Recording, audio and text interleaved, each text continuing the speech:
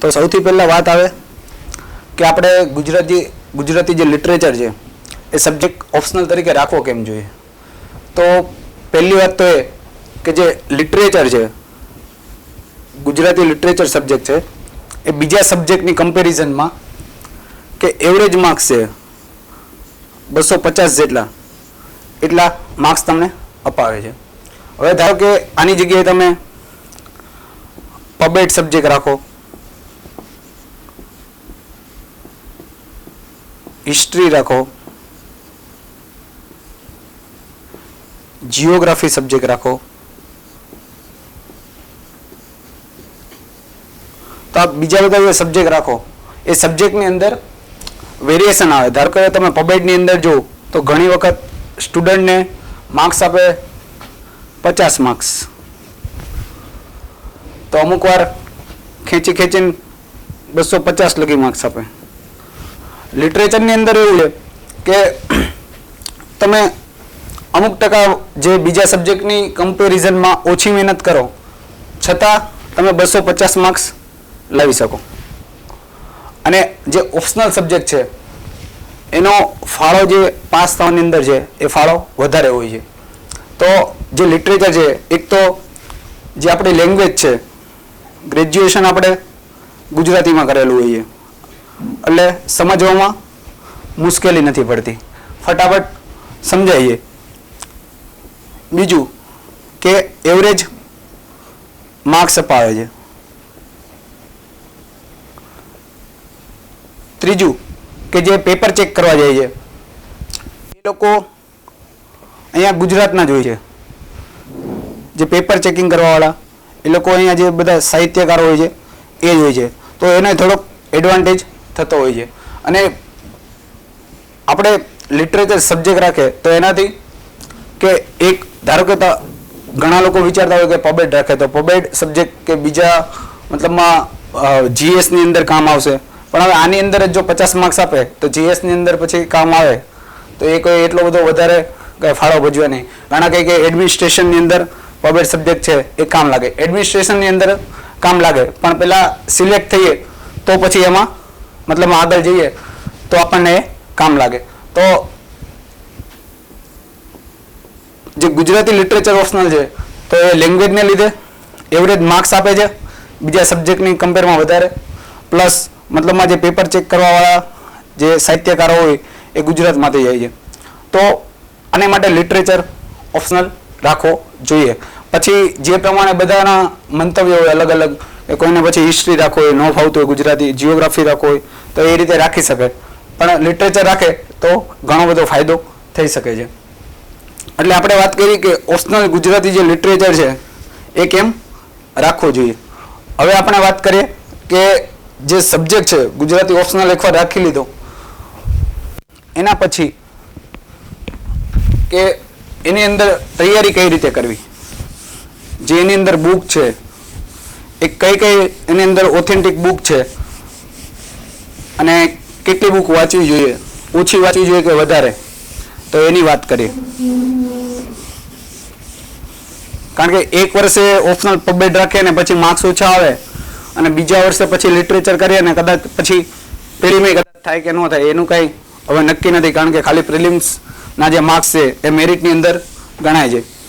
તો જ્યારે optional select કરીએ ત્યારે ગુજરાતી કરીએ અથવા તો બીજો સિલેક્ટ કરીએ, પણ ત્યારે એટલું ધ્યાન રાખવાનું કે એવરેજ માર્ક્સ એની અંદર આવવા જોઈએ.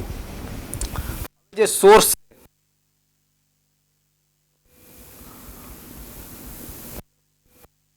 એ સોર્સની અંદર એક તો આપણે પેપર 1 છે,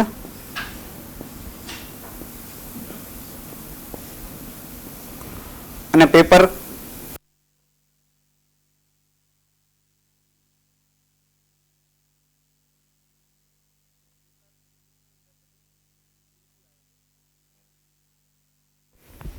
અને પેપર 1 માં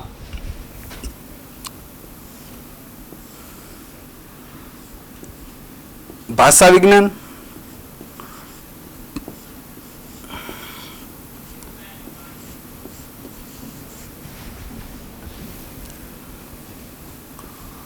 મધ્યકાલીન ગુજરાતી સાહિત્ય,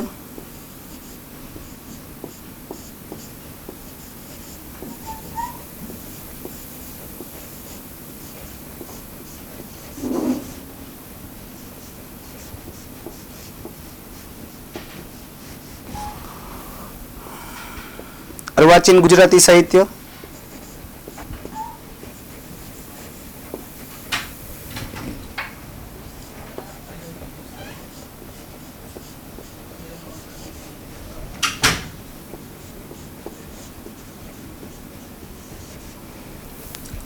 અને સાહિત્ય સ્વરૂપો.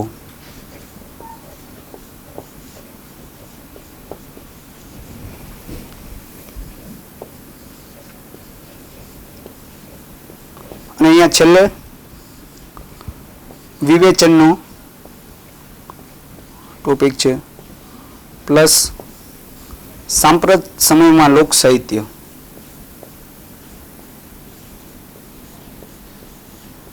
જે પેપર 1 છે એની અંદર આટલા ટોપિક છે. તો જે ભાષા વિજ્ઞાનનો જે ટોપિક છે એ જે કમ્પલસરી આપણે જે પેપર 1 અને 2 ની બંનેની અંદર કે અમુક કમ્પલસરી ક્વેશ્ચન હોય છે અને અમુક મતલબમાં તમારે એટેમ્પ કરવા હોય તો એ રીતનું હોય છે. તો ધારો કે એક પેપર છે, પેપર 1 ધારો કે, તો પેપર 1 ની અંદર 2 સેક્શન હશે, સેક્શન એ અને સેક્શન બી. તો આ સેક્શન એ અને બી ની અંદર એમાં જે સેક્શન એ છે એમાં પહેલા ક્વેશ્ચન 1 આવશે અને એની અંદર બધા ક્વેશ્ચન આવશે એ બી સી ડી ઈ, આ બધા એની અંદર પ્રશ્ન હશે. તો આની અંદર જે સેક્શન એ છે એમાં ક્વેશ્ચન 1 ની અંદર 5 ક્વેશ્ચન હોય છે જનરલી. ક્વેશ્ચન 2 ની અંદર 3 ક્વેશ્ચન હોય છે. ક્વેશ્ચન 3 માં 3 ક્વેશ્ચન હોય છે. ક્વેશ્ચન જે 4 છે એની અંદર 3 ક્વેશ્ચન હોય છે. તો સેમ જે સેક્શન બી છે એની અંદર આવી રીતે ક્વેશ્ચન 5, ક્વેશ્ચન 6, ક્વેશ્ચન 7 અને ક્વેશ્ચન 8 હોય છે. તો આવી રીતે જ આમાં ક્વેશ્ચન હોય છે અંદર એ બી સી ડી અને ઈ. એટલે અહીંયા 5 ક્વેશ્ચન થાય. આ 10 માર્ક્સનો એક ક્વેશ્ચન હશે. એટલે આ જે ક્વેશ્ચન હશે આખો ક્વેશ્ચન 5 એ 50 માર્ક્સનો હશે ટોટલ. એવી રીતે ક્વેશ્ચન જે 6 છે એમાં 3 ક્વેશ્ચન હશે, 7 ની અંદર 3 ક્વેશ્ચન હશે, 8 ની અંદર 3 ક્વેશ્ચન હશે. હવે આ ટોટલ જે ક્વેશ્ચન 1, 2, 3 એવી રીતે જે 8 ક્વેશ્ચન છે એ દરેક ક્વેશ્ચનના 50 માર્ક્સ હશે. એટલે આના 50 માર્ક્સ, આના 50, આના 50, ક્વેશ્ચન 4 ના 50, ક્વેશ્ચન 5 ના 50 માર્ક્સ, 6 ના 50 માર્ક્સ, આ રીતે બધાના 50 માર્ક્સ હશે. હવે જે ક્વેશ્ચન 1 છે અને ક્વેશ્ચન 5 છે એ કમ્પલસરી તમારે એટેમ્પ કરવાનું છે. ક્વેશ્ચન 1 અને ક્વેશ્ચન 5, ક્વેશ્ચન 1 અને 5 ટોટલ પેપર કેટલાનું 250 માર્ક્સનું હોય છે, 250 માર્ક્સનું. તો આપણે ક્વેશ્ચન 1 અને ક્વેશ્ચન 5 એ બે સેક્શન એટેમ્પ કર્યા એટલે 50 વત્તા 50 100 માર્ક્સ નું એટેમ્પ થઈ ગયું કે કમ્પલસરી. મતલબમાં આ જે 5 ને આ 5 10 ક્વેશ્ચન એટેમ્પ કર્યા. હવે વધ્યું 150 માર્ક્સનું, 150 માર્ક્સનું. તો ધારો કે આ 50, આ 50, આ 50, આ 3 50 અને આ બાજુ 3 50. તો સિલેક્શન એવી રીતે કરવાનું છે કે આ જે ક્વેશ્ચન 2, 3 અને 4 છે એમાંથી જો તમને કોઈ 2 ક્વેશ્ચન આવડતા હોય, ધારો કે આમાંથી તમને 2 ક્વેશ્ચન આવડે છે, તો આ બાદથી તમારે જે ક્વેશ્ચન 6, 7 અને 8 છે એ 3 માંથી કોઈ પણ એક સિલેક્ટ કરવાનું છે. એટલે 2 તમે 50-50 ના તમે અહીંયા ગયા 100 માર્ક્સનું, પ્લસ અહીંયાથી 2 કર્યા, એક ક્વેશ્ચન અહીંયાથી કર્યો. એટલે આખો જે ક્વેશ્ચન છે, ધારો કે ક્વેશ્ચન 2 ની અંદર જે 3 ક્વેશ્ચન છે અને ક્વેશ્ચન 3 ની અંદર 3 ક્વેશ્ચન છે, તો તમારે બધા આઈટમ કરવાના છે. ધારો કે આમાં 2 માંથી કરો તો આખો આ જ કરવાનો છે. પછી એવું નહીં કે આમાંથી અમુક ક્વેશ્ચન લીધા અને અહીંયાથી એક ક્વેશ્ચન 4 માંથી ક્વેશ્ચન લીધા, એવી રીતે નહીં. પણ ક્વેશ્ચન 2 તમે સિલેક્ટ કરો એટલે એમાંથી બધા ક્વેશ્ચન અને ક્વેશ્ચન 3 માંથી બધા ક્વેશ્ચન. એટલે ધારો કે 2 આમાંથી કર્યા અને અહીંયાથી તમને આ ક્વેશ્ચન 7 છે એના 3 ક્વેશ્ચન છે એ બેઠા આવડે છે તો એને સિલેક્ટ કરો. એટલે ટોટલ 250 માર્ક્સ થઈ ગયા. ઘણા સ્ટુડન્ટ એવી રીતે કરતા હોય છે કે આ 2 લખે પ્લસ બીજા જે વધ્યા 3 ક્વેશ્ચન તો એ લોકો ક્વેશ્ચન 2, 3 અને 4 એ 3 લખી નાખે. એવી રીતે બ્લેન્ડર નથી કરવાનું, કારણ કે જો એવી રીતે તમે કરશો તો અહીંયા જે તમને 2 જ ક્વેશ્ચનના તમને માર્ક્સ મળશે. અહીંયાથી જે બીજા જે 50 માર્ક્સ છે અહીંયાથી તમે એક કંઈ નથી લખ્યો તો એ રીતે નહીં મળે. એટલે મિનિમમ તમારે જે આ 3 ક્વેશ્ચન છે એમાંથી 1 કરવાનો અથવા તો મેક્સિમમ તમારે આમાંથી 2 કરવાના. અહીંયાથી મિનિમમ 1 અથવા તો મેક્સિમમ 2 ક્વેશ્ચન એટેમ્પ કરવાના છે. એટલે આ સ્ટ્રક્ચર ખાસ જોઈ લેજો કે કઈ રીતે એટેમ્પ કરવાના હોય છે, કારણ કે ઘણા સ્ટુડન્ટ એક્ઝામ લખવા જાય ત્યારે એને ખબર હોતી નથી. તો મતલબમાં આવી જે બ્લન્ડર થાય એવું બ્લન્ડર ન થાય. હવે આપણે પેપર 1 માં વાત કરતા હતા ભાષા વિજ્ઞાનની. તો જે ભાષા વિજ્ઞાન છે એના ક્વેશ્ચન છે એ આ કમ્પલસરી સેક્શનની અંદર પૂછાય છે. ધારો કે આ પેપર આપણે 1 છે, ભાષા વિજ્ઞાન છે પેપર 1 ની અંદર આવશે. તો આજે આપણે ધારો કે પેપર 1 લીધું તો પેપર 1 ની અંદર ભાષા વિજ્ઞાનના ક્વેશ્ચન અહીંયા પડશે કમ્પલસરીની અંદર. એનો મિનિંગ એવો થયો કે ભાષા વિજ્ઞાનના જેટલા ક્વેશ્ચન છે એ આપણે પૂરેપૂરી રીતે એટેમ્પ કરીને આવવાના છે. બધા ક્વેશ્ચન આપણને ભાષા વિજ્ઞાનનો કોઈ પણ ક્વેશ્ચન પૂછે આપણને ક્વેશ્ચન એ આવડવો જોઈએ. કારણ કે જો એ અને બી ની અંદર પહેલો, બીજો, ત્રીજો એ પ્રમાણે જો ક્વેશ્ચન હશે ભાષા વિજ્ઞાનના અને કદાચ એ ક્વેશ્ચન કોઈને એવું લાગતું હોય બોરિંગ લાગતું હોય અને કોઈ છોડી દીધું હશે તો ઇમ્પ્રેશન અહીંયાથી જ ખરાબ પડશે. એટલે કેવું છે તમે પહેલા જે કેવું લખો છો એની ઉપર પછી અમુક પાછળના માર્ક્સ ડિસાઇડ થતા હોય. તો એને લીધે આ જે સેક્શન છે આની અંદર જે તમે પાછલા વર્ષના પેપર જો, જૂના પેપર જો કે એની અંદર કયા કયા સેક્શન કવર થાય છે, જે કયા કયા ક્વેશ્ચન જે છે એ કવર થાય છે, તો એની ઉપર મેક્સિમમ ફોકસ કરવાનો છે અને એ ક્વેશ્ચનને કોઈ પણ રીતે છોડવાના નથી. એટલે આટલો જે સેક્શન છે આ પેપર 1 ની આપણે મતલબમાં આવી રીતે વાત કરી કે તો ભાષા વિજ્ઞાન છે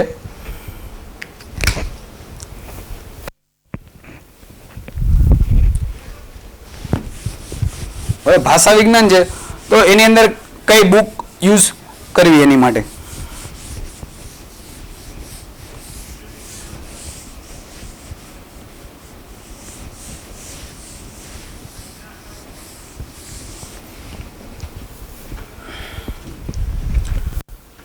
તો ભાષા વિજ્ઞાન માટે જયંત કોઠારીની બુક આવે છે.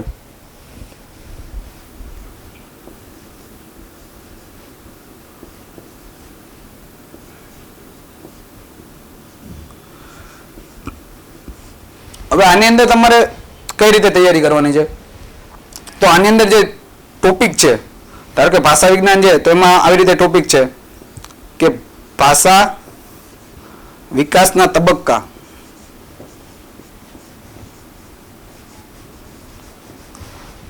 ભાષા વિકાસના તબક્કા. પછી બીજું છે એમાં વાક્યતંત્ર, રૂપતંત્ર ને આવી બધી મતલબમાં વાતચીત છે. અને જે ત્રીજું છે એ આની અંદર છે બોલીઓ.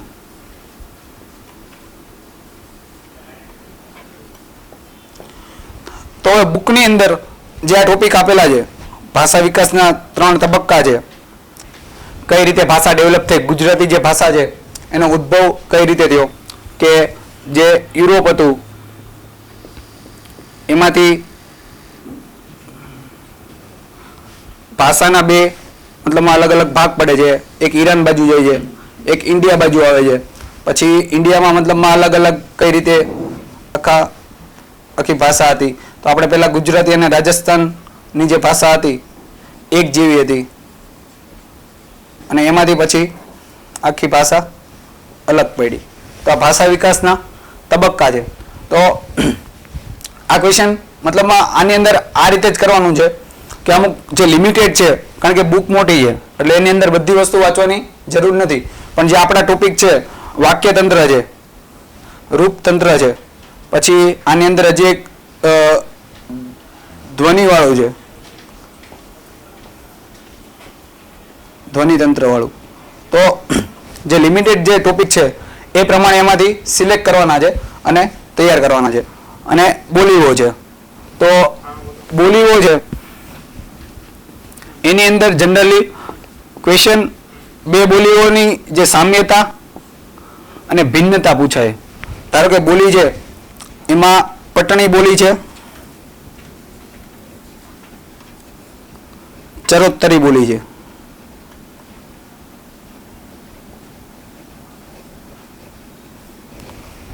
પછી સુરત બાજુ આપણે સુરતી બોલી છે.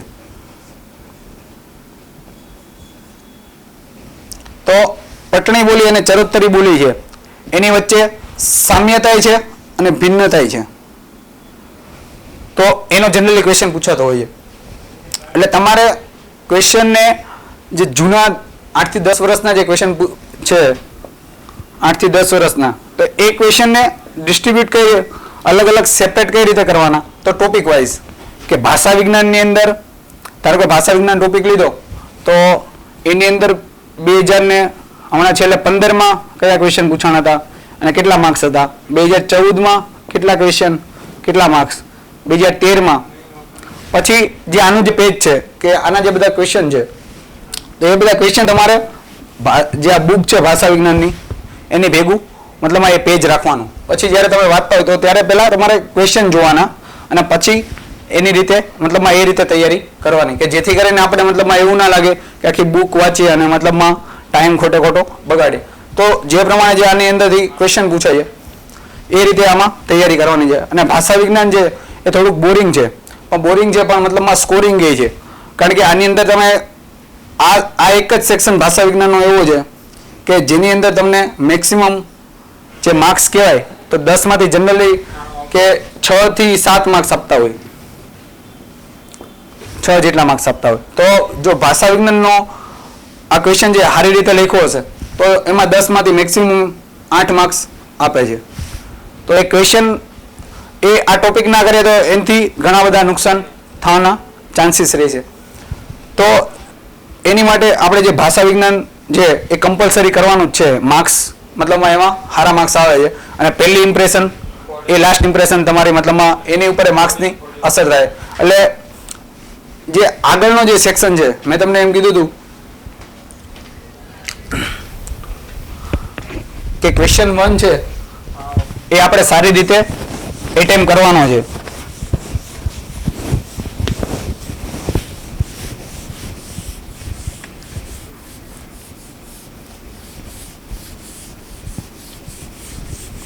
તો ક્વેશ્ચન 1 ની અંદર ધારો કે આપણે જનરલી 10 માર્ક્સનો ક્વેશ્ચન હોય તો 7 મિનિટ જેવો ટાઈમ આપણને મળે. તો આગળના જે ક્વેશ્ચન છે એની અંદર તમે 8 મિનિટ આપો તો કોઈ પ્રોબ્લેમ નથી. કારણ કે આગળના જેટલા ક્વેશ્ચન સારા લખ્યા હશે એટલા પાછળ મતલબમાં તમે પછી પાછળ થોડુંક કન્ટેન્ટમાં આમ તેમ થયું હશે તો એ મતલબમાં માર્ક્સ આપશે. તો જે આ ક્વેશ્ચન 1 હતો એના 5 ક્વેશ્ચન છે આ બધા 10-10 માર્ક્સના છે.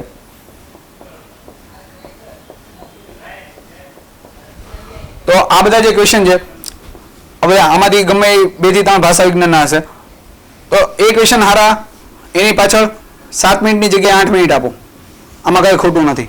પણ આ ક્વેશ્ચન એવું નહીં કે છોડવાના નહીં, પ્લસ કે એક હારા અક્ષરે લખવાના અને સારું એક મતલબમાં એમ લાગે કે પ્રેઝન્ટેશન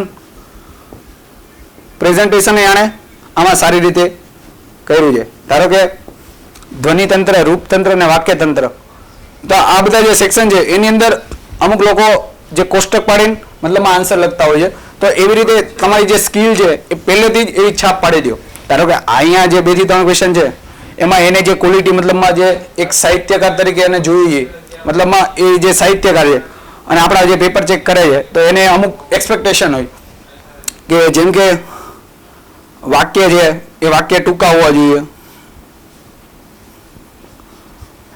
નાના ફકરા હોય, એટલે નાના એટલે 6 થી 7 લીટીના, 2 લીટીના ના હોવો જોઈએ કે પછી 15 લીટીના ના હોવો જોઈએ ફકરો. એટલે વાક્ય ટૂંકા હોય. એટલે આ બધી જે એક્સપેક્ટેશન વાળાની જે આપણી પાસેથી જે એક્સપેક્ટ કરે છે એ ક્વોલિટી તમે અહીંયાથી જ બતાવો કે અહીંયાથી જેટલી મતલબમાં એ બધી જે ક્વોલિટી બતાવશો તો એને ખબર પડી જાય કે આપણે જે મતલબમાં માર્ક્સ જે આ 10માંથી જે 7 માર્ક આપે છે તો એ 10 માર્કથી 7 માર્ક્સ અહીંયા મૂકશે. અને અહીંયા પછી પાછળ તમે ધારો કે આ ક્વેશ્ચન 1 છે તો ક્વેશ્ચન 4 ની અંદર તમને 5 માર્ક્સ મળતા હશે તો અહીંયા તમારું જે સારું લખાણ હશે તો અહીંયા 10 ની જગ્યાએ 6 માર્ક્સ આપશે. તો એને લીધે જે પહેલેથી જ મતલબમાં આપણે એવું પ્રેઝન્ટેશન કરવાનું છે કે એને 10 માંથી મતલબમાં 7 થી 8 માર્ક્સ અહીંયા આપવા જ પડે ગમે એમ. એટલે એવી રીતે લખાણ કરવાનું છે. એટલે આ સેક્શન થયો ભાષા વિજ્ઞાન. અને ભાષા વિજ્ઞાન જનરલી 40 થી 50 માર્ક્સનું પૂછાતું હોય છે. જો માર્ક્સ પ્રમાણે વિચારીએ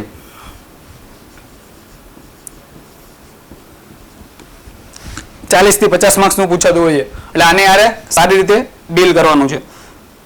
અને બીજું એક વસ્તુ એ યાદ રાખવાનું છે કે ક્વેશ્ચન જે પૂછ્યો છે ભાષા વિજ્ઞાનનો કે કોઈ પણ તો એ કન્સાઇઝ આન્સર લખવાનો છે.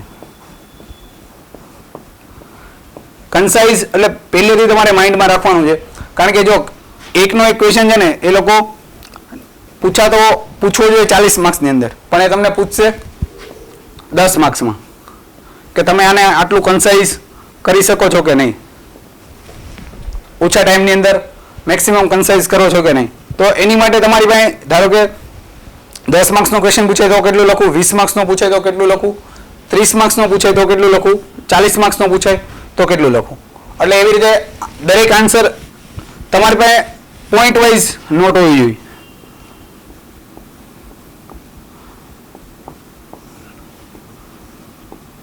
એક મતલબમાં પોઈન્ટ વાઇઝ કાં તો ગમે એ રીતે પણ એક નોટ હોવી જોઈએ કે જેથી કરીને તમને પાછળ બધું વાંચવું ના પડે. કારણ કે પાછળ તમારી પાસે ટાઈમ ઓછો હોય તો આપણે મતલબમાં એ પછી જોઈશું કે કઈ રીતે મતલબમાં ટાઈમ આપણે જે એન્ડ ટાઈમે રિવિઝન કરવાનું છે એને ધ્યાનમાં રાખીને કઈ રીતે નોટ બનાવી. તો આપણે આખી વાત કરી ભાષા વિજ્ઞાનની.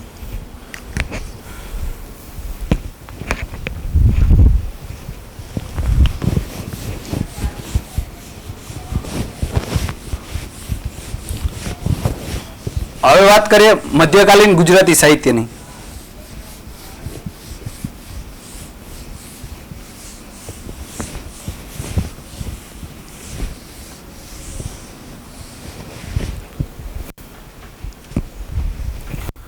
હવે મધ્યકાલીન જે ગુજરાતી સાહિત્ય છે આની અંદર 3 બુક આવે છે.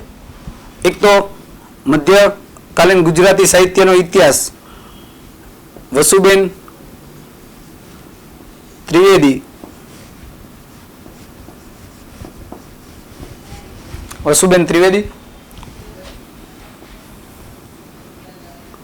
પછી રમેશભાઈ ત્રિવેદી,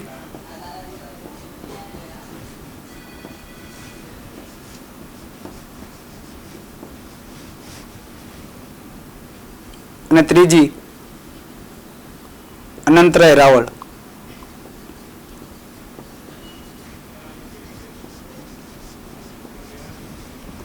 તો આ 3 બુક આવે છે. હવે કોઈને એમ થાય કે હું 3 બુક વાંચીને સારા માર્ક્સ લઈ આવું, પણ આપણે જ્યારે મતલબમાં બધી વસ્તુ કરીએ 3 બુક કરીએ તો આપણી જે કેપેસિટી હોય એ લિમિટેડ હોય. તો આપણે શું કરવાનું છે, આમાંથી કોઈ પણ એક બુક સિલેક્ટ કરવાની છે. તમે વસુબેન ત્રિવેદી કરો તો વાંધો નહીં, રમેશભાઈ ત્રિવેદી કરો કાં તો અનંતરાય રાવળ કરો, પણ એક જ બુક સિલેક્ટ કરવાની છે. એક બુક સિલેક્ટ કરીને એનું જેટલું મેક્સિમમ રિવિઝન થાય એ રીતે એનું રિવિઝન કરવાનું છે. તો વસુબેન ત્રિવેદી હારી છે કારણ કે ઘણા એવું કહે કે કોઈ કે અનંતરાય રાવળ હારી છે, કોઈ કે વસુબેન ત્રિવેદી હારી છે અને કોઈ કે રમેશભાઈ ત્રિવેદીની બુક હારી છે. પણ ક્વેશ્ચન જે પડે છે એ બધા મતલબમાં થોડું કન્ટેન્ટ તો એક મતલબમાં બધી બુકની અંદર હોય જ છે. એટલે વસુબેન ત્રિવેદી વાંચો તોય કોઈ પ્રોબ્લેમ નથી. બધા એવું કહે છે વસુબેન ત્રિવેદી વચ્ચે મધ્યકાલીન ગુજરાતી સાહિત્યમાં હારી છે, પણ એક બુક વાંચો વસુબેન ત્રિવેદી વાંચો તોય કોઈ પ્રોબ્લેમ નથી. અને આમાંથી કઈ રીતે કે એક તમે બુકની અંદર જ કાં તો નોટ્સ બનાવો કાં તો શું કરો, ધારો કે વસુબેન ત્રિવેદી બુક છે તો એની ઝેરોક્સ છે એવી રીતે કરાવો કે ધારો કે આ પેજ છે,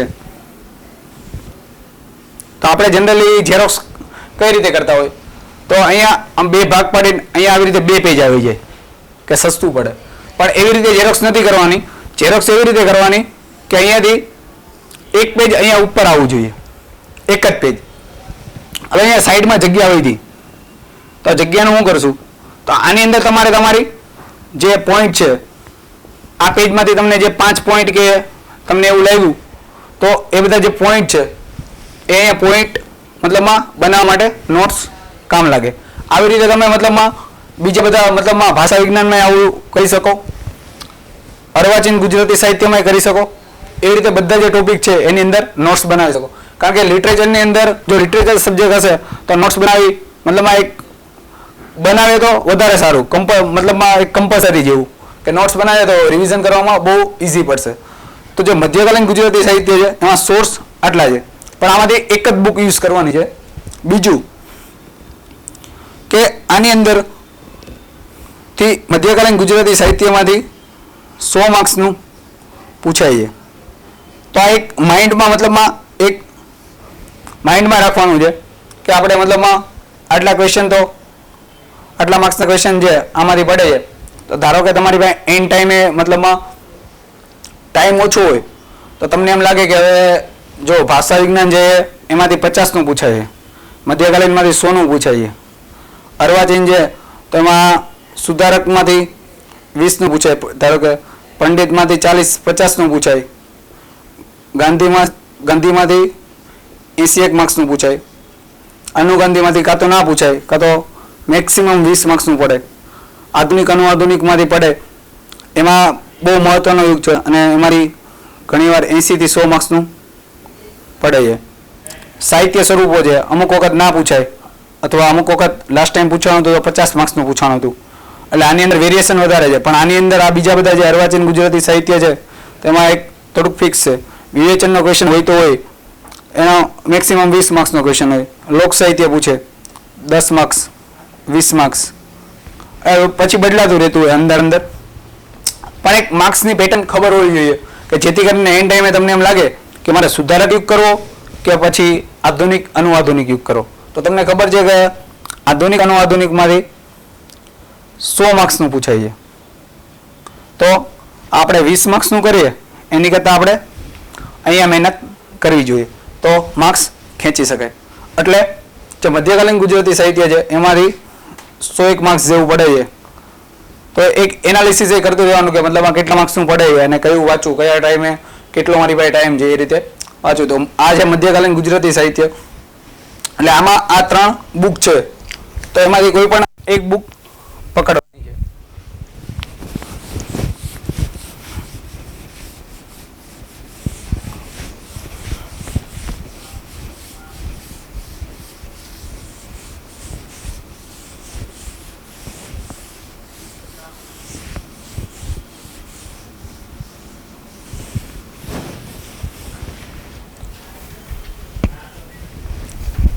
હવે જે મધ્યકાલીન ગુજરાતી સાહિત્ય હતું તો જે સાહિત્યની જે શરૂઆત થઈ છે એ 1150 એટલે જે મધ્યકાલીન છે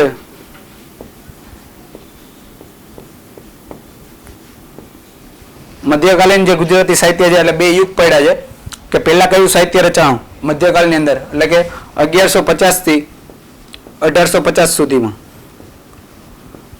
અને એ પછી અર્વાચીન યુગ આવ્યો તો એની અંદર કયું સાહિત્ય રચાયું કે કયા એમાં સર્જક હતા અર્વાચીન યુગમાં.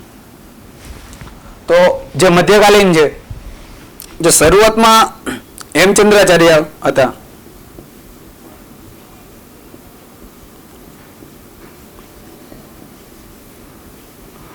એ સાહિત્યની મતલબમાં મધ્યકાલીનમાં શરૂઆત કરે છે. એટલે જે શરૂઆતમાં અહીંયા બધા સર્જકો આવે છે તો એ બધા જૈન હતા, મોટા ભાગે જૈન હતા. એટલે આ યુગને જૈન યુગ કહેવાય છે. પછી આગળ જતા નરસિંહ મહેતા,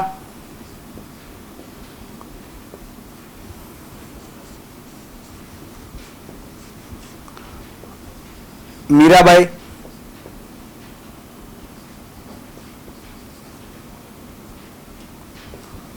દયારામ, આ બધા આવે છે. અખો આવે છે, પ્રેમાનંદ આવે છે,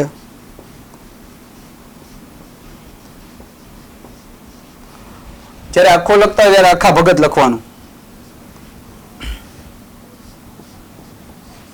એટલે જે બધા જે આ નામ છે એ બધા નામ પૂરા નામ લખવાના. કોઈ એવું નહીં નરસિંહ નહીં લખવાનો, પછી મીરા નહીં લખવાનું, કે પછી એવી રીતે મતલબ નામ નહીં લખવાના. પણ જે આખા નામ હોય નરસિંહ મહેતા તો નરસિંહ મહેતા જ લખવાનું, મીરાબાઈ હોય તો મીરાબાઈ લખવાનું, કલાપી હોય તો સુરસિંહજી તખ્તસિંહજી ગોયલ, એવી રીતે મતલબમાં પૂરા નામ લખવાના. એટલે જે મધ્યકાળ હતો એની અંદર પેલા જૈન યુગ આવે છે, મતલબમાં કારણ કે બધા જે જૈન મતલબ સર્જકો હતા એ બધા જૈન હતા અને અમુક જૈનેતર એટલે જે જૈન સિવાય જે બીજા હતા એ લોકોએ જે સર્જન કર્યું એ. અને આ યુગની અંદર જે સાહિત્ય હતું એ મધ્યકાલીન જે યુગ હતો એની અંદર સાહિત્ય બધું મધ્યકાલીનમાં જે સાહિત્ય હતું એ ભક્તિલક્ષી સાહિત્ય હતું. પણ આગળ જતા જે સાહિત્ય છે એમાં બીજા અમુક વિષયો ઉમેરાય છે. પ્રકૃતિના અર્વાચીન યુગમાં પ્રકૃતિને એ બધું આવે છે, પ્રકૃતિ આવે છે, દેશભક્તિ આવે છે, પછી સુધારાલક્ષી વિષયો આવે છે. તો મધ્યકાલીનની અંદર મતલબમાં આ બધા હેમચંદ્રાચાર્ય ને એ લોકો આવે છે, પછી નરસિંહ મહેતા, મીરા, દયારામ ને અખ્ખા ભગત ને આ બધા કવિતા જે ભક્તિ માર્ગી કવિતા છે, નરસિંહ મહેતા જ્ઞાન માર્ગી કવિતા મતલબમાં એમાં એનું પ્રદાન છે, મીરાબાઈ છે, દયારામ છે, તો એ પ્રકારની બધી જે કવિતા છે એનું મતલબમાં ખેડા કરે છે. અખ્ખા ભગતના છપ્પા ફેમસ છે, પ્રેમાનંદ આખ્યાનમાં શિરોમણી. તો એવી રીતે મતલબમાં આ બધું સાહિત્યનું મધ્યકાલીન યુગમાં. પણ મધ્યકાલીનમાં તમારે એટલું યાદ રાખવાનું કે જે વિષય હતા એ વિષય ખાલી ભક્તિલક્ષી, મોટા ભાગે એમાં ભક્તિ હતી. ખાલી અમુક અમુક જગ્યાએ પ્રકૃતિને એ બધું આવતું, જેમ કે વસંત વિલાસ. તો એવી રીતે વસંત વિલાસની અંદર જે શૃંગારને એને લગતા જે બધા સબ્જેક્ટ આવે છે. તો જે આ મધ્યકાલીન સાહિત્યમાં મેઇન ભક્તિલક્ષી સાહિત્ય હતું એ યાદ રાખવાનું છે. અને પછી અર્વાચીનમાં પછી આપણે જે અંગ્રેજો આવ્યા તો એના પછી જે અર્વાચીન આખું ગુજરાતી સાહિત્યનું આખો ડેવલપમેન્ટ થાય છે એ કઈ રીતે થયું તો મતલબમાં આપણે એ જોઈશું. તો આ થયું મધ્યકાલીન ગુજરાતી સાહિત્ય.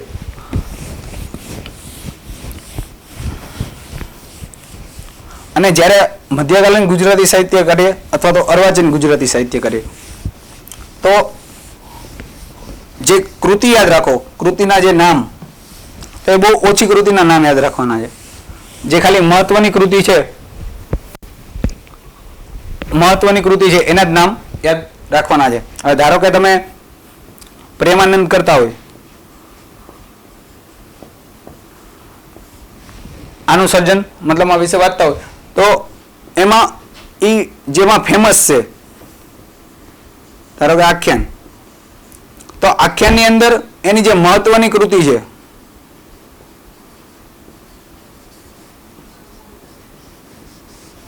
જેમ કે સુદામા ચરિત્ર,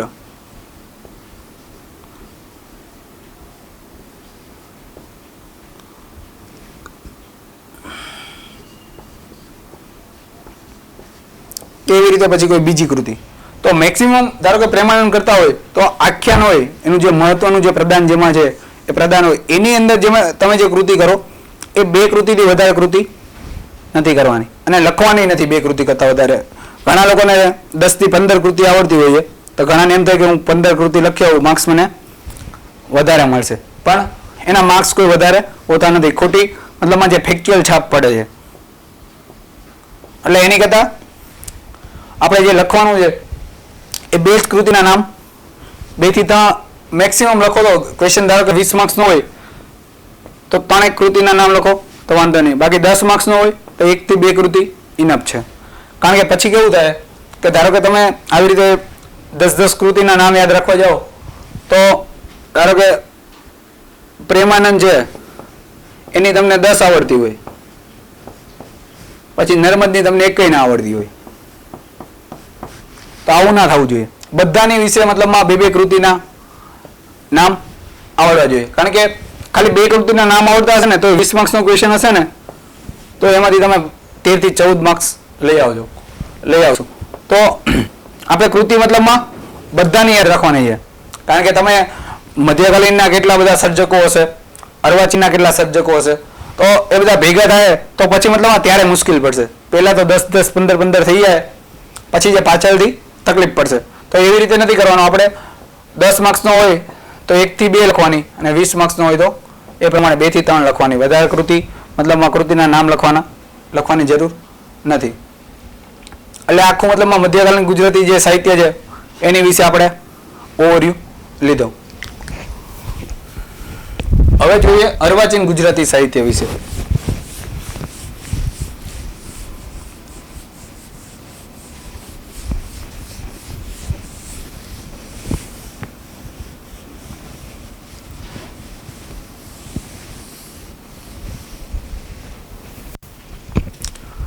તો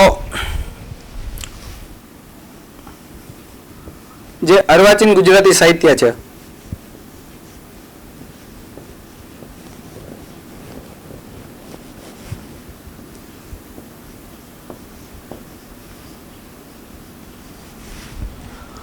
તો આપણે જોયું કે મધ્યકાલીન છે એનો સમયગાળો હતો 1150 થી 1850. પછી શું થાય છે કે અહીંયા અંગ્રેજો આવે છે, અને અંગ્રેજો મતલબમાં આવે છે એટલે અંગ્રેજી જે સાહિત્ય હતું, અંગ્રેજો આવ્યા એટલે શાળાઓ ચાલુ થઈ. અહીંયા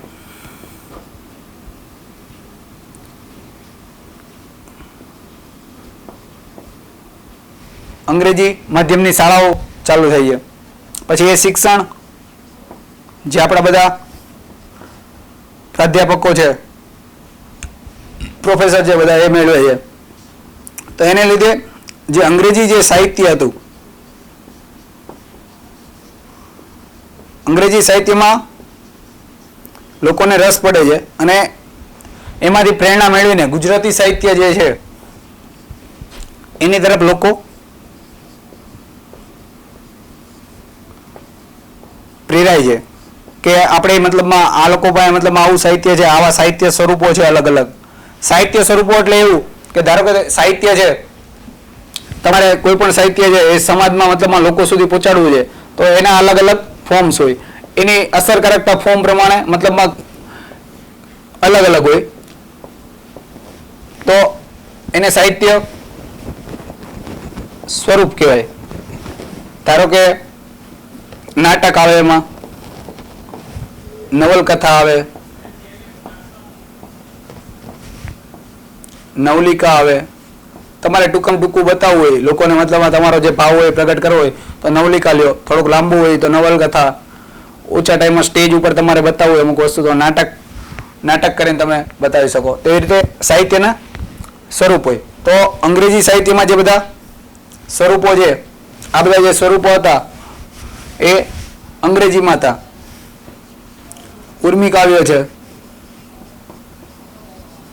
આ બધા સ્વરૂપોનું ખેડાણ આપણે ગુજરાતી સાહિત્યમાં શરૂઆત થઈ છે. કે ગુજરાતી સાહિત્યમાં મતલબમાં આ બધું લખાવાની શરૂઆત થાય છે.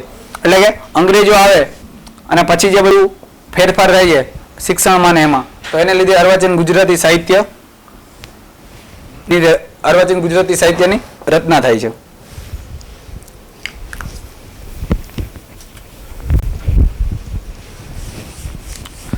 તો જે અર્વાચીન ગુજરાતી સાહિત્ય છે એની અંદર 2 બુક આવે છે. એક તો રમેશભાઈ ત્રિવેદી અને એક બીજી આવે ધીરુભાઈ ઠાકર.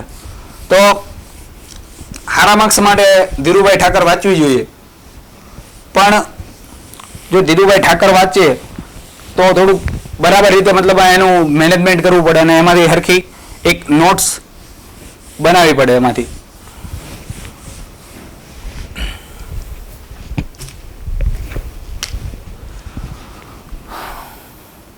તો આની અંદર એક તો ધીરુભાઈ ઠાકર,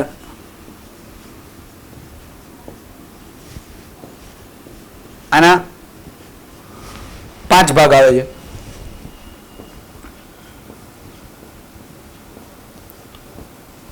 અને બીજી રમેશ ત્રિવેદી બુક આવે છે.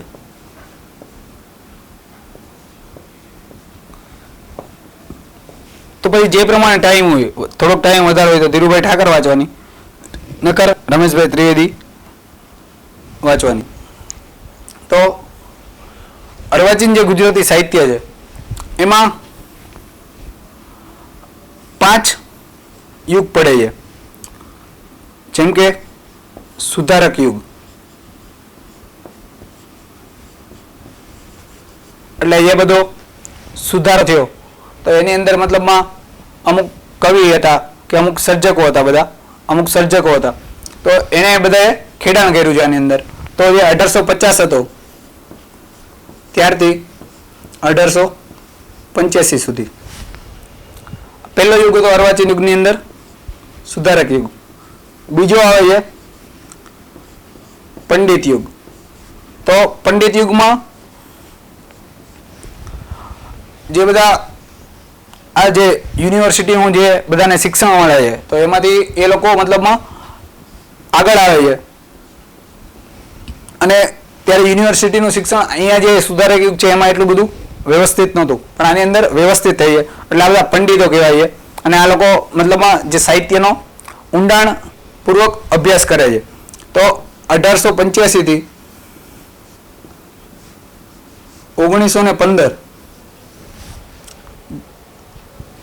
આટલો એનો સમયગાળો છે. પછી આવે છે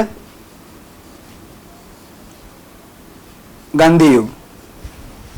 તો જ્યારે ગાંધીજી આવ્યા અને જે સાહિત્યમાં જે સરળતા આવે છે કે નીચલા વર્ગનું સ્થાન મતલબમાં સાહિત્યમાં એને સ્થાન મળે છે, તો એ બધું અહીંયા શરૂઆત થાય છે 1915 થી 1940 જેવો ટાઈમ આની અંદર છે.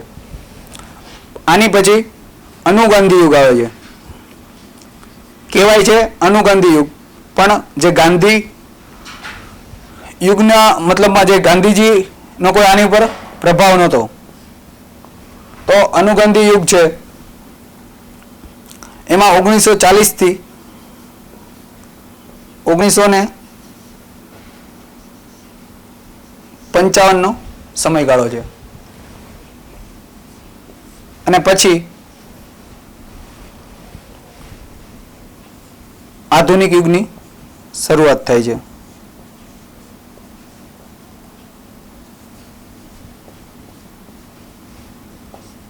ઓગણીસો 55 અને 55 થી 1980 અથવા તો 85. અને આની પછી થાય છે અનુઆધુનિક યુગ.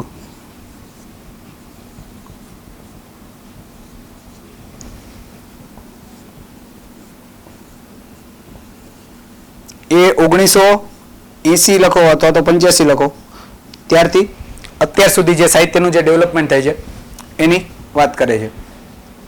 તો અને જે અહીંયા આધુનિક યુગ છે એની અંદર જે આપણે મતલબમાં વિશ્વ યુદ્ધ થાય છે, વર્લ્ડ વોર 2 થાય છે, અને જે બધું નગરીકરણ થાય છે, તો નગરીકરણને લીધે લોકોના જીવનમાં મતલબમાં જે વિચ્છિન્નતા, જે એકલતાપણું એ બધું આવે છે. તો એને લગતું જે સાહિત્ય છે એ અહીંયા આધુનિક અનુઆધુનિક યુગની અંદર એમાં સાહિત્યની અંદર એની રચના થઈ છે. તો હવે આપણે આટલા 5 યુગ છે. હવે અર્વાચીન ગુજરાતી સાહિત્યની અંદર આ 5 યુગ મહત્વના છે. કારણ કે આની અંદર તૈયારી આપણે એવી રીતે કરવાની છે કે મિનિમમ મતલબમાં આપણે એફર્ટ લગાવવા પડે અને મતલબમાં મેક્સિમમ આપણે એની અંદર માર્ક્સ કઈ રીતે લાવી શકીએ. તો આપણે એક એક મતલબમાં યુગ વાઇઝ કઈ રીતે મતલબમાં ક્વેશ્ચન પૂછાય છે, કેટલા માર્ક્સનું પૂછાય છે અને કઈ રીતે તૈયારી કરવી જોઈએ એની વિશે વાત કરીએ.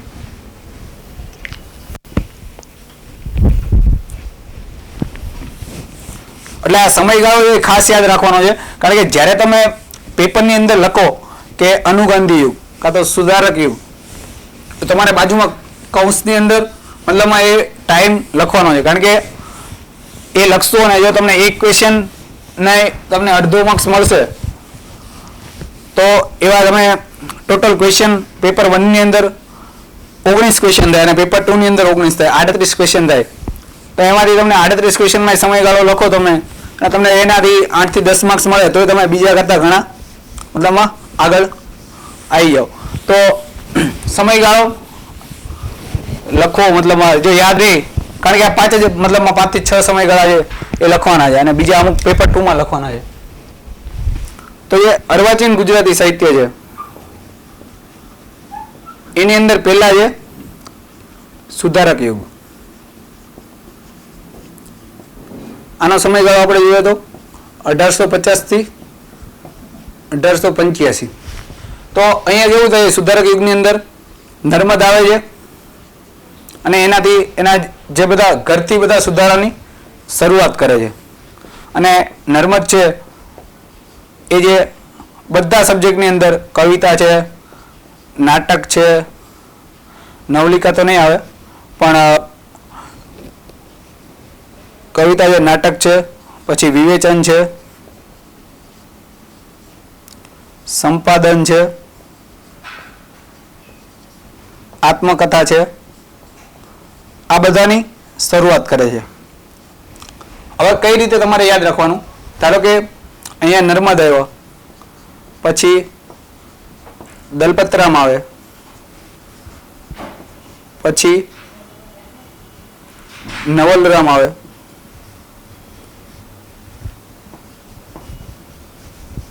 તો આ બધાનું જે ખેડાણ છે, ધારો કે નર્મદને અહીંયા લખો તમે અને આ રીતે એક લિસ્ટ બનાવી લો કે આની કઈ કઈ 2 2 3 3 કૃતિ છે. તો યાદ રાખવામાં કે આ તમારે એક સુધારક યુગ થઈ ગયો, કે આખો સુધારક યુગ થઈ ગયો કે એની અંદર તમે આવી રીતે યાદ રાખ્યું. હવે ધારો કે સુધારક યુગ કરતા હોય કાં તો અર્વાચીન યુગમાં તમે ગમે એ કરતા હોય, સાહિત્ય મતલબમાં વાંચતા હોય, તો કઈ રીતે કરવાનું છે કે આપણે પેપર 2 છે એમાં બધી કૃતિ છે. પેપર 2 ની અંદર જેટલી કૃતિ છે, ધારો કે 10 + 6 + 3 19 જેવી કૃતિ છે. તો એની અંદર જે જે સર્જક છે, ધારો કે આપણે એમાં એક કૃતિ છે મારી હકીકત,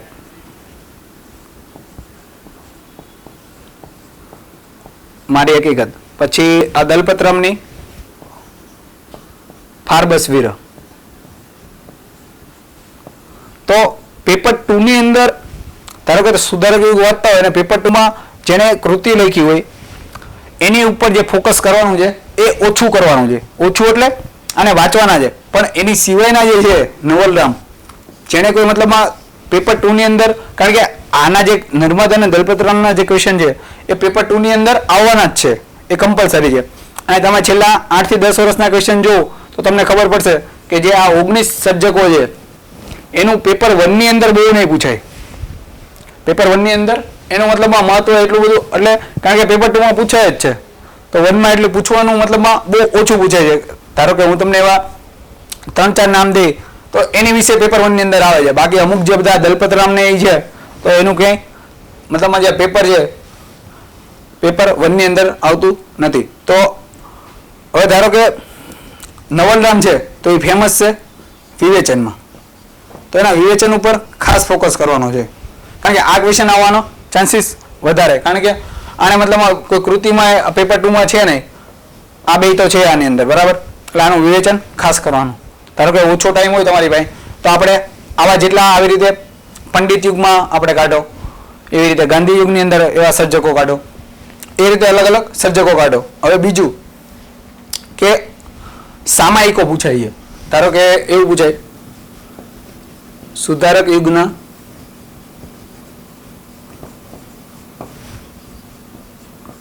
સામાયિકો, 10 માર્ક્સ નહીં પૂછાય, 20 માર્ક્સ નહીં પૂછાય ક્વેશ્ચન, બરાબર. એટલે આવા જે 3 થી 4 યુગ છે, 4 થી 5 યુગ છે, 5 થી 6, તો એ બધા જનરલી અનુગાંધી યુગમાં ને એમાં કઈ છાપા કે એવું કઈ પૂછાતું નથી, પણ એક તો સુધારકમાં પૂછાય, કારણ કે આપણે ક્વેશ્ચન ન કરતા હોય, જનરલી જવા દેતા હોય કે આ છાપામાં કરવાનો, આવો ક્વેશ્ચન ના આવે. તો પંડિત છે અને ગાંધી યુગ છે. અને અહીંયા આધુનિક પ્લસ અનુઆધુનિક યુગ છે. તો આમાંથી મતલબ આ બધા યુગના કઈ રીતે કરવાનું? ધારો કે સુધારક યુગ છે, એ છાપા કોણે બહાર પાડ્યા હતા? કોણ એ મતલબ સામયિક છે, સામયિક કોણ ચલાવતું? તો આવી રીતે મતલબ બધાના 5-5 કરી લેવાના. સુધારકમાં, પંડિતમાં, ગાંધીમાં, એટલે 20 માર્ક્સનો ક્વેશ્ચન આવે તો આવડી જાય, અને 10 માર્ક્સનો પૂછે તો આવડી જાય. અને 15 છાપાના નામ યાદ નથી, પણ 5 થી વધારે નહીં કરવાના. આવડતા હોય તો લખવાના નહીં. એટલે તૈયારી એવી રીતે જ કરવાની છે કે આની અંદર, અને જો નર્મદ ને દલપતરામ ને નવલરામ કરો તો અહીંયા એની કવિતાઓ, એના 2 સંગ્રહના નામ,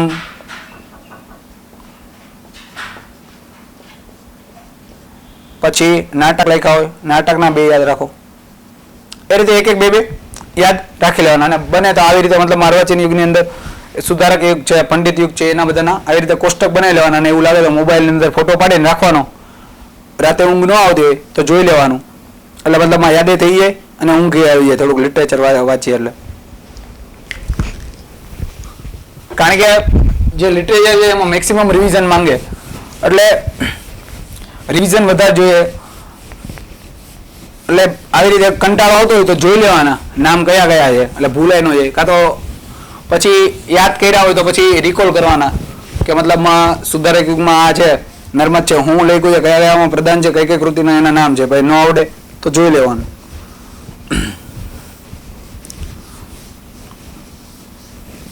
કારણ કે પછી ગમે એટલું કરીને જાય ને 20-25 વારે વધારે વાંચીને જઈએ ને તો પછી નામ મતલબમાં ભૂલાઈ જાય ખોટા.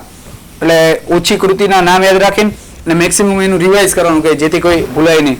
અને પછી આખું એક ફ્લો વાઇઝ વાંચવાનું. સુધારક યુગમાં કવિતા હતી તો એમાં કોણ કોણ હતું, પછી પંડિત યુગમાં કોણ કોણ હતું, ગાંધી યુગમાં કોણ કોણ હતું, હું નવા ફેરફાર કર્યા, એ રીતે. તો આ આપણે સુધારક યુગની વાત કરી. હવે વાત કરીએ પંડિત યુગની. 1885 થી 1915. તો પંડિત યુગમાં જનરલી એક ફેમસ ક્વેશ્ચન છે પંડિત યુગનું વિવેચન. પછી એના સામાયિકો પૂછાય છે.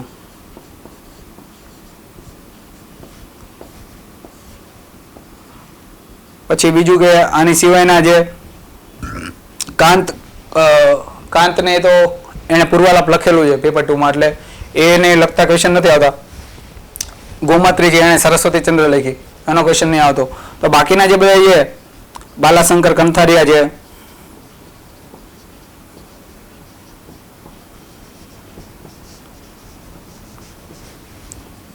આનંદ શંકર છે,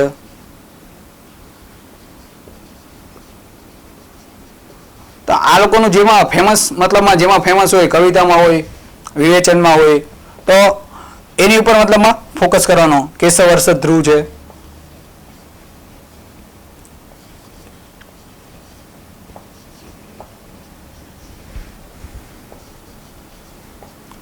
આ 2 ધ્રુવ સાક્ષર કહેવાય છે. એટલે આવી રીતે નામે ઘણી વાર આવી રીતે પૂછાતું હોય, એટલે નામ યાદ રાખવાના કે આવી રીતે મતલબમાં કયા કયા નામ છે. ધ્રુવ સાક્ષરો. તો વિવેચનનો ક્વેશ્ચન ફેમસ છે 20 માર્ક્સનો. સામાયિક 10 અથવા 20 માર્ક્સમાં પડે. તો પંડિત યુગમાં મતલબમાં આ રીતે જનરલી ક્વેશ્ચન પૂછાતા હોય. અને આમાં તમને કેવું કે 2 એની કમ્પેરિઝન એ પૂછી નાખે કે 2 કોઈ આનંદ શંકર ધ્રુવ છે, કેશવ હર્ષદ ધ્રુવ છે, ધારો કે 2 વિવેચનમાં કામ કર્યું હોય તો 2ની મતલબમાં તુલના પૂછી શકે. કાં તો કોઈ 2 કવિતા હોય, કાંત અને કલાપી છે. કાંત એટલે મણિશંકર રત્નજી ભટ્ટ અને કલાપી છે એટલે સુરસિંહજી તખ્તસિંહજી ગોહિલ. તો આ 2ની મતલબમાં કવિતાની તુલના પૂછી નાખે. અને ના પૂછે તો આપણે જ્યારે ક્વેશ્ચન લખતા હોય ત્યારે એની તુલના કરવાની. એ કઈ રીતે કરવાની છે એ હું તમને હમણાં ક્વેશ્ચનની અંદર એકાદો ક્વેશ્ચન પકડીને પછી આપણે એમાં જોવું તો આ જે પંડિત યુગ છે એની અંદરથી 40-50 માર્ક્સ વેરિએશન હોય. કોઈક વાર 30 માર્કનું પૂછાય, કોઈક વાર 40નું પૂછાય, કોઈક વાર 50નું પૂછાય. તો આવી રીતે પૂછાતું હોય છે. એટલે સુધારક યુગમાં જોઈએ માર્ક્સની દ્રષ્ટિએ તો 10 થી 20 માર્ક્સનો ક્વેશ્ચન આવે. વધારે 20 માર્ક્સનું પૂછાય મેક્સિમમ. પછી એમાંથી ના પૂછાય, કારણ કે જે પેપર 1માં ટોટલ 400 માર્ક્સ થાય, પેપર 250નું આવે, પણ તમે 8 ક્વેશ્ચન ગણો તો 50 માર્ક્સનું એક ગણો તો 400 માર્ક્સનું થયું.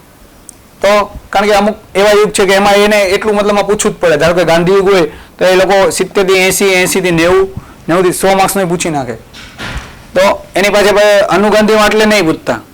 અનુગાંધીના ક્વેશ્ચન બહુ ઓછા હોય. તમે જોજો ક્વેશ્ચન પેપરની અંદર તો અનુગાંધીના ક્વેશ્ચન ઓછા હોય.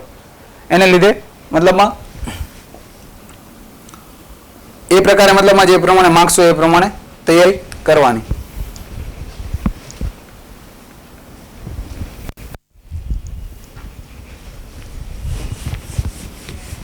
એટલે આ જે પંડિત યુગ છે, પંડિત યુગમાં અને જે ગૌણ સર્જકો છે, ધારો કે મુખ્ય સર્જકો હોય અને ગૌણ સર્જકો હોય, કે એનું પ્રધાન મતલબમાં ગૌણ સર્જકો એનું થોડુંક આવે, મતલબમાં અમુક વસ્તુ લખી હોય અને એટલું બધું મહત્વ ન હોય તો એની ઉપર બહુ ફોકસ નથી કરવાનું. કારણ કે તમને ગૌણ સર્જકો લગભગ ક્યાંય પૂછાય નહીં, પણ ગૌણ સર્જકોનો ઉપયોગ મતલબમાં અમુક કઈ જગ્યાએ યુઝ કરવાનો એ હું તમને મતલબમાં હમણાં એકાદો જે ક્વેશ્ચન છે એમાં કયા પ્રકારના ક્વેશ્ચનની અંદર એનો ઉપયોગ કરવો એ તમને કહીશ.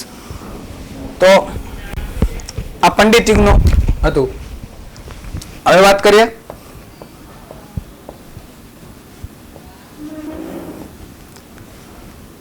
ગાંધી યુગ. એટલે ગાંધીજીનું ભારતની અંદર આગમન થઈ છે 1915માં. અને પછી જે સાહિત્યમાં જે બધા ફેરફાર થાય છે કે સાહિત્ય છે એ સિમ્પલ બને છે. પછી જે નિમ્ન વર્ગ છે એને લગતું સાહિત્ય છે એને સ્થાન